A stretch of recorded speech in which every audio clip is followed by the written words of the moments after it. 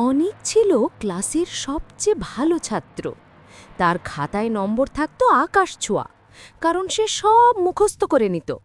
অন্যদিকে মিশা অঙ্কে কাঁচা হলেও তার ছিল এক অনুসন্ধিৎসু মন। সে শুধু বইয়ে নয়, বরং চারপাশের জীবনকে মনোযোগ দিয়ে দেখত। অনিকের কাছে শিক্ষা মানে ছিল নম্বর, আর মিশার কাছে শিক্ষা মানে ছিল বোঝা। একবার বনভোজন থেকে ফেরার পথে তাদের গাড়ি খারাপ হয়ে গেল এক দুর্গম রাস্তায়। অনিক, যে কিনা বিজ্ঞানের সূত্রগুলো মুখস্থ রেখেছিল, সে অসহায়ভাবে দাঁড়িয়ে রইল। তার বইয়ের জ্ঞান এই বাস্তব সমস্যা সমাধানে কোনো কাজে এলো না। কিন্তু এগিয়ে এলো মিশা। সে আশেপাশে খুঁজে একটি শক্ত বাঁশের টুকরো আর বড় পাথর নিয়ে এলো। নিজের দৈনন্দিন অভিজ্ঞতা থেকে সে বুঝতে পারল কিভাবে সাধারণ বল আর চাপের ধারণা কাজে লাগিয়ে বাঁশ আর পাথর দিয়ে বিকল অংশটিকে ঠেস দিয়ে ঠিক করা যায়। সে কোনো সূত্র আওড়ায়নি, সে কেবল পরিস্থিতি বুঝে সমাধানকে বার করল।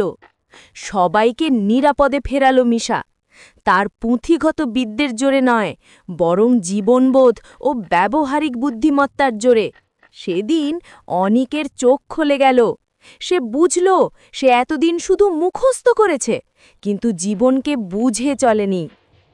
গল্পের মূল শিক্ষা।